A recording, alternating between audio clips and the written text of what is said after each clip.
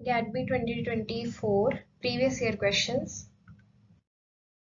Tissue culture unit में जो जो क्वेश्चंस आए हैं उनको डिस्कस करेंगे। Which of the following statement is correct about various microbial culture media? तो माइक्रोब्स को कल्चर करने के लिए जो डिफरेंट मीडिया यूज होते हैं, मीडियम यूज होते हैं, उनके लिए कुछ स्टेटमेंट्स दे रखी हैं, हमें बताना है कि कौन सी स्टेटमेंट्स करेक्ट है। So first statement is mannitol salt agar is an enriched and differential media. तो ये नहीं है, जो मैनिडोल अगार होता है वो एक सिलेक्टिव एंड डिफरेंशियल मीडिया होता है। फिर सेकंड है सिलेक्टिव कंपोनेंट्स इन मैकोंकी और Mac agar are eosin Y and methylene blue. तो नहीं, eosin Y and methylene blue जो है वो ईएमबी अगार होती है, उसका कंपोनेंट होते हैं, और मैकोंकी अगार जो है उसमें crystal violet and bile salts होते हैं। तो ऑप्शन बी करेक्ट नहीं है। फिर है blood agar is a differential media which is differentiated on the basis of bacterial ability to produce hemolysis. तो जो ब्लड अगार है उसमें बैक्टीरिया हीमोलाइसिस करता है, जिसके बेसिस पे हम बैक्टीरिया को अल्फा बीटा एंड गामा मतलब पैटर्न्स के हिसाब से उनको क्लासिफाई कर देते हैं। तो ये ऑप्शन करेक्ट है। ऑप्शन डी एक बार देख लेते हैं कि bile salt and crystal violet are present in EM. नहीं, तो bile salt and crystal violet जो है वो मैकोंकी अगार में प्रेजेंट होते हैं। ठीक है, तो नेक्स्ट क्वेश्चन की तरफ बढ़ते हैं, बट उससे पहले मैं आपको एक बार ये दिखा देती हूँ कि ब्लड अगार को कैसे डिफरेंशियल मीडिया की तरह यूज किया जाता है।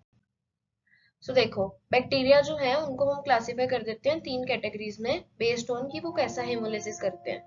जैसे आपको यहाँ पे दिख रहा होगा, ये वाला जो है वो बीटा हेमोलाइसिस है, ये अल्फा हेमोलाइसिस है। देखो इनमें डिफरेंसेस लग रहे हैं ना आपको, जहां जहां ये कॉलोनीज हैं, तो जहां जहां कॉलोनीज आई हैं उसके हिसाब से सराउंडिंग एनवायरनमेंट का कलर चेंज है। और जैसे ये गामा हीमोलाइसिस है। ठीक है, तो क्लियरली डिफरेंशिएबल है ये।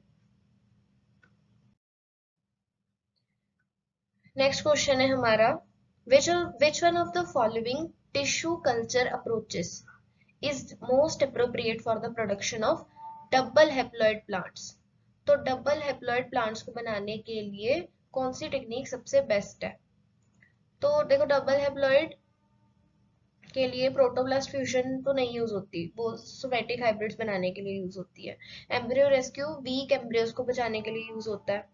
फिर एंथर कल्चर को, हाँ, एंथर कल्चर को डबल हेप्लॉइड प्लांट्स बनाने के लिए यूज किया जाता है। और मेरिस्टम कल्चर को हम डबल हेप्लॉइड के लिए नहीं, मतलब वायरस फ्री प्लांट बनाने के लिए यूज करते हैं।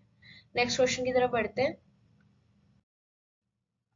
Which one of the following plant tissue culture techniques can be most effectively used for the production of virus-free plants? देखो आ गया ना क्वेश्चन वायरस फ्री प्लांट का, तो इसमें वही है, हमने देख रहा है मेरिस्टम वाला कौन सा, ऑप्शन बी। तो culture of shoot apical meristem, इसको हम वायरस फ्री प्लांट बनाने के लिए यूज करते हैं। अच्छा, क्यों करते हैं मेरिस्टम को? क्योंकि जो मेरिस्टम इतना, जो इसका मतलब बेसिकली डिविजन का टाइम है और स्पीड है, वो वायरस से भी ज्यादा होती है। इसीलिए पूरा प्लांट अगर इन्फेक्टेड है वायरस से, तो भी हम मेरिस्टेम को कल्चर करके वायरस फ्री प्लांट बना सकते हैं। Given below are two statements. In general, a high auxin to cytokinin ratio will induce root formation under in vitro conditions in plants. तो ये स्टेटमेंट करेक्ट है। तो देखो, ऑक्सिन एंड साइटोकाइनिन, इनका अगर रेशो हाई होगा तो रूट बनेगी, अगर इनका रेशो कम होगा तो शूट बनेगी। लेकिन अगर ये दोनों इक्वल हैं तो उस केस में कैलस फॉर्म होगा। तो ये आप याद रखना।